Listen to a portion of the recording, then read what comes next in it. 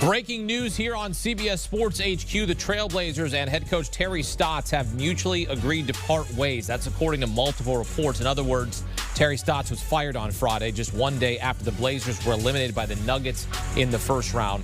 TrailBlazers have lost in the first round of the playoffs 4 of the last 5 seasons, and you know that it's what have you done for me lately, and Terry Stotts has not gotten it done for the TrailBlazers. So they are making a move. Stotts had just completed his 9th season as head coach in Portland, where he was the 2nd winningest coach in franchise history behind only the late, great Dr. Jack Ramsey. But Terry Stotts out in Portland one day after getting eliminated in the first round by Denver. Get some instant analysis. Welcome to CBS Sports NBA writer Colin Ward-Henninger. Colin, your reaction here, Terry Stotts and the Blazers mutually agreeing to part ways.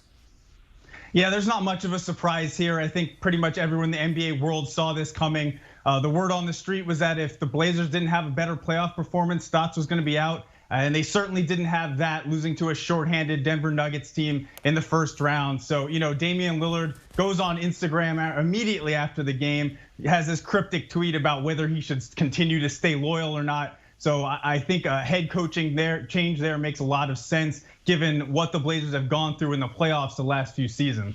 Now, I will say, though, Colin, and you know how it works here in the NBA, Terry Stotts has been consistent getting Portland to the playoffs. He's gotten them to the playoffs 8 straight times. The only time they didn't make the playoffs was in his first season. They just never got far enough. I mean, they lost in the first round 4 of the last 5 seasons. And as you know, this is a what have you done for me lately, and they haven't done enough. Absolutely, and it's really not Terry Stotts' fault. I mean, he's been a tremendous coach. He's got tons of respect by players and coaches throughout the league. It just seems to be a case where things just ran their course, and eventually you need a coach that's gonna take you over the hump, get you to the next level, and the Blazers clearly don't think that Stotts is going to be that guy. Sometimes you just need a new voice in the locker room, and obviously this goes beyond just the coaching situation in Portland. There's going to be something have to be done from the front office in terms of getting Damian Lillard some new pieces. I actually thought they did a pretty good job of that this offseason, bringing in Robert Covington and Derrick Jones Jr., adding depth on the wing, but it clearly didn't make a difference. They still had the same result. So there's going to have to be a lot of changes, and eventually, the Blazers might have to look into shopping a guy like CJ McCollum, which is going to be a very difficult situation because of how beloved he is in Portland. Well, speaking of shopping, and I'm sure Portland has no interest in doing this, but we know that Damian Lillard here is under contract in Portland through the 24-25 season. Is there any way, is there chatter, what you're hearing from around the league, that he could possibly try to force his way out of Portland before then?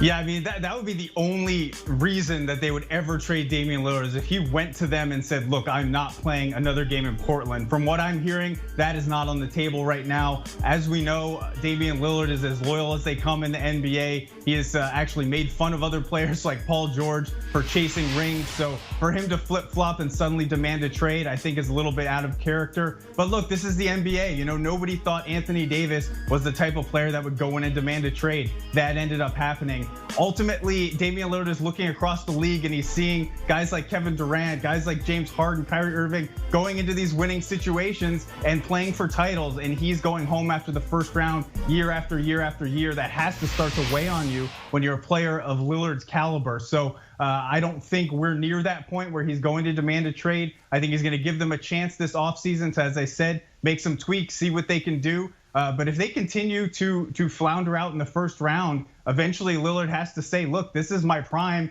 These are my best years in the NBA, and I want to be on a winning team. And maybe Portland might not be the best place for that down the road. Yeah, to get him to stay. And even though he's under contract, certainly going to have to add some pieces, and they're going to have to find a head coach that can win immediately, because this franchise is certainly trying to get there. We've seen them compete in the postseason, but you heard Damian Lillard on Thursday. I said, obviously, we didn't do enough to win a championship against a banged-up Nuggets team, and he was frustrated, and rightfully so. So really, they're going to need certainly some extra pieces, and now looking for a new head coach. Right now, there's 2 openings, Portland and Boston. Who might be some targets for Portland at this point? We know Jason Kidd's name's been thrown out there.